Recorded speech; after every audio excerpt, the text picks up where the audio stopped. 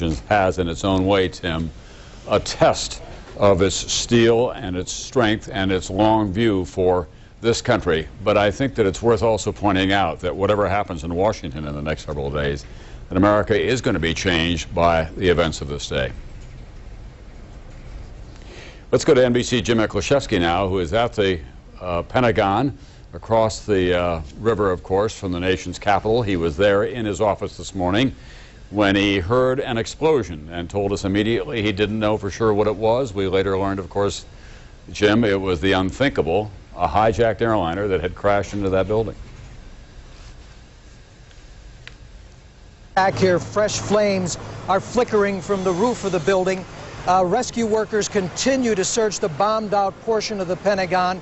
It's believed that scores of dead are still buried beneath the rubble. No exact death toll has been yet released here, but a temporary morgue has been set up at the courtyard at the center of the Pentagon complex.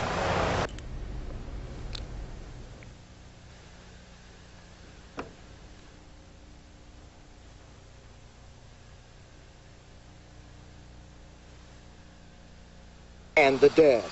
This was the second target in a well-coordinated act of terrorism. At 9:15, after the second plane hits the World Trade Center, the Pentagon puts together a crisis action team to assess any additional threats. 9:30, American Airlines Flight 77, a Boeing 757 with 62 people on board, takes off from Dulles Airport for Los Angeles. Believed hijacked, it heads instead for the Pentagon. 9:38. Flying low alongside the Pentagon, it banks sharply 90 degrees, flips on its right side, and slams into the Pentagon's lower 2 floors on the southwest side, exploding on impact as horrified commuters watch. I saw a plane going down, big plane, commercial liner type, going down full speed and just inside the side of the Pentagon. Panicked employees evacuate by the thousands. The plane slices deep into the lower Pentagon, leaving a gaping black hole of destruction. The upper floors later collapse, burying hopes any more survivors will be found alive. At the opposite end of the Pentagon, well out of harm's way, Defense Secretary Donald Rumsfeld was at his desk. Secretary Rumsfeld was in his office at the time the plane hit the Pentagon and proceeded down towards the impact point in the building. It actually went outside the building and was helpful in getting several people that were injured onto stretchers. It was 4 hours before the fire is brought under control and rescuers enter the building in search of more dead or possible injured.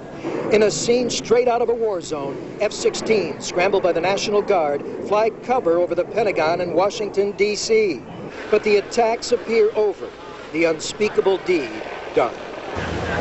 And a short time ago, the chairman of the Joint Chiefs of Staff, General Hugh Shelton, expressed America's resolve with a firm pledge to retaliate against those responsible. The #1 suspect, Osama bin Laden. Now, the military has always had a contingency plans for attacks against a variety of bin Laden targets. Behind me and what's left of this building here tonight, the military is literally dusting off those plans. Tom? NBC's Jim Miklaszewski. Jim, around the world, American military forces still on the highest status of alert? The highest state of alert, Delta. And a short time after that, military commanders all around the world took the responsibility, went to Delta, which puts those forces on a virtual war footing, prepared for anything. All right, thanks very much, NBC's Jim Miklaszewski at the Pentagon tonight.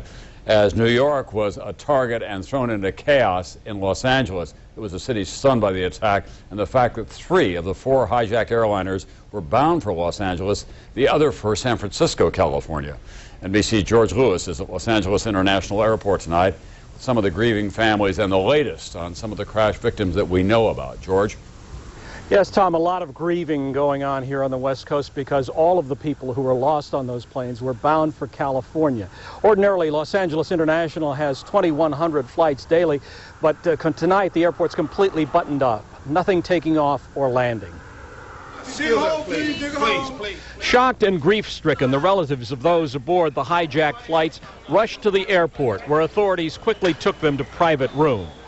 Grief counselors from the Salvation Army joined airline personnel in trying to comfort the families of the passengers. It's just to be there and to say to them, we are here, and we'll do whatever we can do to help you through this trauma and this pain. The first plane to crash into the World Trade Center, American Airlines Flight 11, was bound from Boston to Los Angeles, piloted by 52-year-old John Oganowski. This afternoon, his brother spoke to reporters. I ask all of you for your prayers. For as I refer to him as Brother John.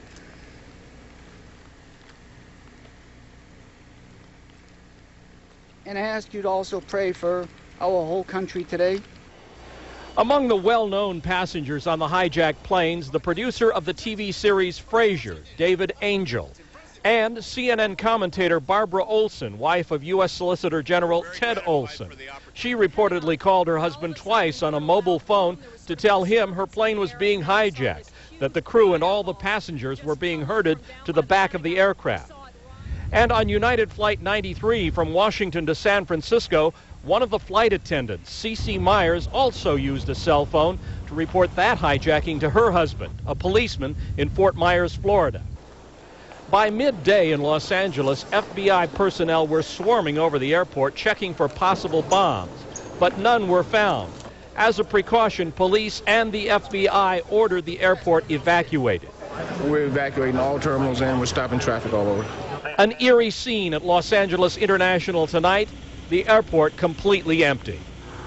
And why were all of the hijacked planes California bound? One theory is that the hijackers deliberately chose planes that would have been fully loaded with fuel for a transcontinental flight. Tom? Thanks very much, NBC's George Lewis tonight. Now let's go to the reaction around the rest of the country. This day of terror rippling from coast to coast. NBC's Jim Avila is at the Sears Tower in downtown. The other question that lawmakers are considering very, very carefully is exactly how this happened. There is widespread bipartisan belief that there has been a real problem in the breakdown in counterintelligence. They can't understand how something as coordinated as this appears to be could have taken place. Now, we're hoping to talk to the House Intelligence Committee Chairman Porter Goss, and as soon as he comes over, we'll hope. Searching for survivors. We do not get to see any of this, quite thankfully. We've been showing you video ad nauseum, excuse me, of the early stages of this when so many people were trying to get away from the World Trade Center. We have very carefully gone through all of the pictures from the ground, and many of our viewers are asking, why aren't you showing us more pictures of the chaos afterward? The very hard and real truth of the matter is that it's not as if we do not have pictures. The truth is we do not have pictures that we choose to air on for you. The scenes of what was happening beneath the 110-story Twin Towers are not proper for television viewing. Imagine the 50,000 people in there at the time, and now the FBI trying to get to the bottom of how this may have happened. Of course, this is the collapse here.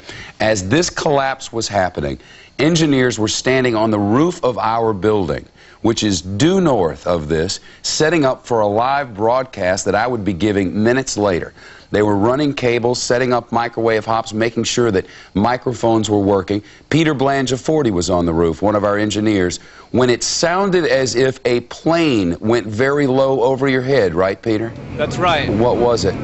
It was the explosion of the building crumpling down, and you just heard the sound wave just travel straight across the city from downtown straight uptown. Did you see the first one collapse, Peter, or did you just hear the first one? We saw the first one collapse. We were standing here trying to set up the first camera shot, and 1 second it was standing there burning, and the next second all you saw was a puff of smoke, and we just stared and looked and couldn't believe what we were seeing. And at the same time, we couldn't keep our eyes off it. It was amazing, and it was something horrific. I just kept on thinking about the people. Collapsed onto itself, Peter, and you mentioned that all of it did not fall. There was a bit that didn't.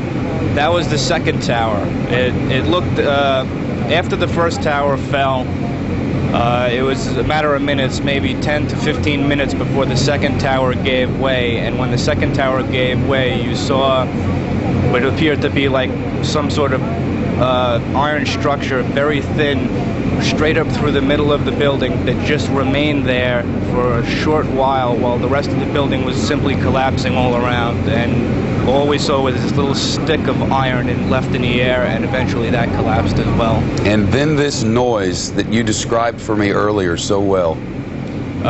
It was just a rumbling that we thought maybe more planes were coming across or whatever, but the rumbling just, we couldn't believe what we were hearing. We're looking all around, and then we did realize that it was coming from the buildings collapsing and the sound waves coming straight across the city. It was just devastating. Peter Blangiforti, one of our engineers who's been working tirelessly throughout the day to bring pictures to our viewers. Peter, thanks very much. It was an unbelievable thing to see. Imagine the phone starts ringing, and you look out the window of the box in which you live, elevated above the city, and there is chaos below you. A ride to work doesn't happen. There are no cabs around. The subways are stopped. There are fears that it may happen again, and you walk up to Park Avenue, which so many people have seen in a gorgeous Christmas season, all lit up, and look directly down Park Avenue, and looming in the distance where the World Trade Center used to stand, an enormous fire and a symbol of America crumbling around it. Osama bin Laden once said, and we do not know that he's responsible for this, but he once said he wanted those to come down. Osama bin Laden, a man of his who was charged in the embassy attacks in Kenya, was scheduled to be sentenced tomorrow morning in a courthouse directly across the street from the spot where the World Trade Center used to stand on this September the 11th, 9/11/01. James Kallstrom is on the line with us, former head of the FBI. Jim, what an enormous task is ahead. How the hell could something like this happen? Yeah, that's the question. How could it happen? Yet it happened, and it happened with, beyond our, wildest imagination or the wildest horror movie we could ever see. We need now to take care of all the families and the victims and all the people affected by this tragedy. We're a strong country. We'll get over this. We'll be stronger because of it. If you watched, and I know you did, the emergency workers and the volunteers and everyone on the streets of New York, the police officers, you saw a lot of bravery, a lot of camaraderie out there today, a lot of heroism, just like I saw firsthand in TWA. It's a tragedy.